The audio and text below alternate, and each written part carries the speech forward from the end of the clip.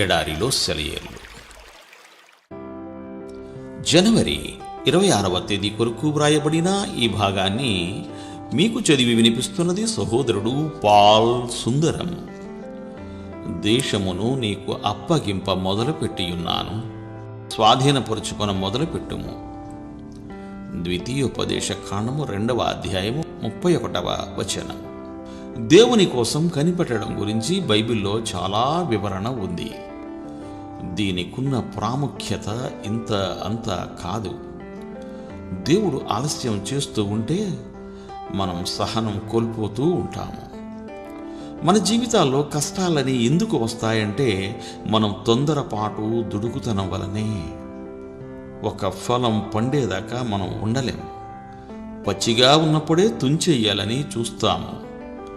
మన ప్రార్థనలకు జవాబు కోసం ఓపికతో కనిపెట్టలేం. మనం అడిగేవి పొందడానికి మనకి చాలా సంవత్సరాల సిద్ధపాటు అవసరమైనప్పటికీ వెంటనే పొందాలని చూస్తాము. దేవునితో నడవాలనుకుంటాము, బాగానే ఉంది.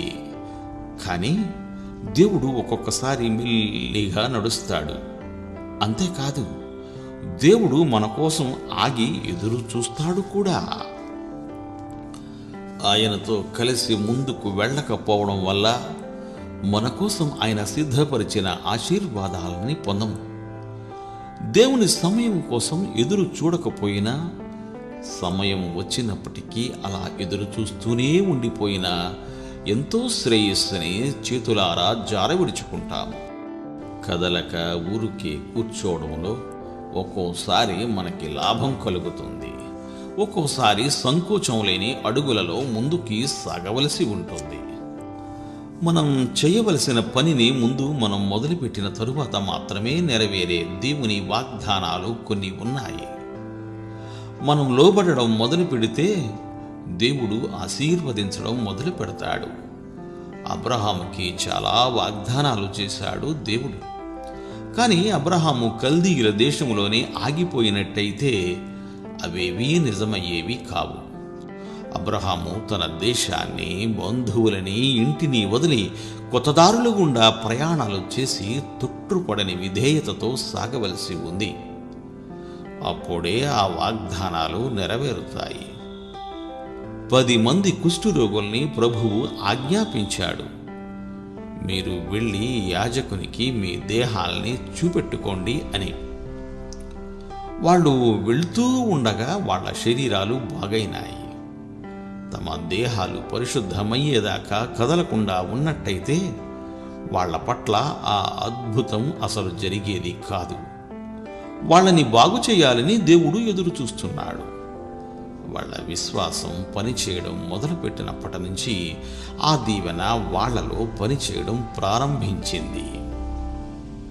ఇశ్రాయేలీయులు ఎర్ర సముద్రం దగ్గర చిక్కుబడిపోయినప్పుడు వాళ్ళకి వచ్చిన ఆజ్ఞ ఏమిటంటే, మీరు సాగిపోవుడి అని. ఇక వేచి ఉండడం వాళ్ళ పని కాదు.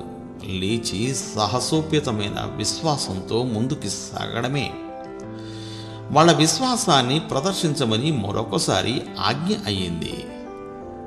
యోర్దాను నది నిండుగా ప్రవహిస్తూ ఉన్నప్పుడు దాని మీదుగా నడిచి వెళ్ళమని, వాగ్దాన దేశానికి నడిపించే ద్వారాలకున్న తాళాన్ని తీసే తాళపు చెవి వాళ్ళ చేతుల్లోనే ఉంది. వాళ్ళు ఆ ద్వారాన్ని సమీపించి దాన్ని తెరిచేదాకా అది తెరుచుకోలేదు. ఆ తాళం చెవి విశ్వాసమే. మనం కొన్ని యుద్ధాలు చేయవలసి ఉంది. మనం యుద్ధ రంగంలోకి దూకినప్పుడు ఒక వ్యక్తి మన పక్షంగా పోరాడుతాడు. ఆయనలో మన జయశాలులం. కానీ మనం వణుకుతూ సందేహిస్తూ మన సహాయకుడు వచ్చేదాకా యుద్ధం మొదలుపెట్టం అని కూర్చుంటే ఆ ఎదురు తిన్నులకి అంతం ఉండేది కాదు. ఇది విశ్వాసంతో సమయానికి మించి ఎదురు చూడడం. దేవుడు నీ మీద తన పరమాశీర్వాదాలను కురిపించాలని ఎదురు చూస్తున్నాడు. ధైర్యంతో కూడిన నిరీక్షణతో ముందుకు వెళ్ళి నీ హక్కును దక్కించుకో. నేను ఇవ్వడం మొదలుపెట్టాను, స్వాధీనపరుచుకోవడం మొదలుపెట్టు. దేవుడు మిమ్ము దీవించుగాక. ఆమెన్.